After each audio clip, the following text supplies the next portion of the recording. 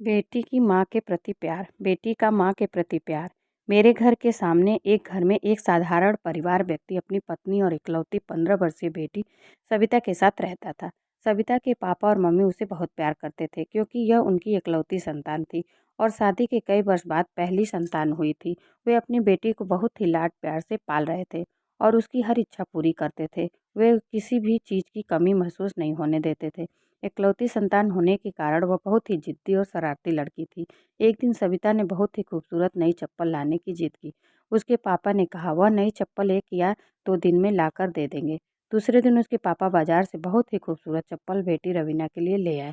चप्पल लेकर वह बहुत खुश हुई और उन चप्पलों को पहनकर पूरा दिन उछल कूद करती रही। पर अगले ही दिन मैं आश्चर्यचकित रह गया जब मैंने सविता को ये कहते हुए सुना कि माँ, ये नई चप्पल मैं नहीं पहनूंगी, ये मुझे अच्छी नहीं लगी, इनसे तो अच्छी मेरी पुरानी वाली ही है, मैं तो वही पहनूंगी। मुझे उसकी हरकत पर गुस्सा भी आया और उसके पल पल बदलते व्यवहार को देखकर हैरानी भी हुई। शाम को जब मैं टहलने के लिए निकला तो मुझे सविता के घर के दरवाजे पर खेलती हुई मिली। मैंने उससे बुलाया, उससे कहा, गुड़िया, जब आपको वो महंगी चप्पल पहननी ही नहीं थी तो मंगवाई ही क्यों? और अब तो वो वापस भी नहीं हो सकती क्योंकि आपने उन्हें कल पूरे दिन पहन रखा। मेरी बात सुनकर वो हंसने लगी और बोली, भैया, ये सब मैं मम्मी के लिए करती हूँ। मेरी मम्मी की चप्पलें घिस गई थी, मेरे पापा की तनख्वाह ज़्यादा नहीं है। मम्मी पापा की स्थिति समझती हूँ, इसलिए अपने लिए नई चप्पलें नहीं मंगवा रही थी।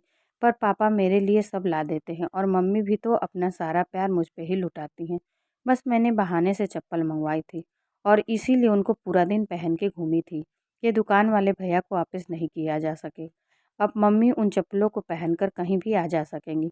इतनी कम उम्र में माँ के प्रति इतनी प्यारी सोच और प्यार देखकर मैं बहुत खुश हुआ और उस दिन से उसके प्रति मेरा नज़रिया, जो जिद्दी और अति शरारती लड़की का था, वो बदल गया। इसलिए कहते हैं, बेटी कभी भी कहीं भी हो, उसकी जान अपनी माँ में ही बसती है। सच में माँ बेटी का रिश्ता अनमोल होता है। अगर आप लोगों को कहानी अच्छी लगी तो प्लीज़ लाइक और सब्सक्राइब करिए।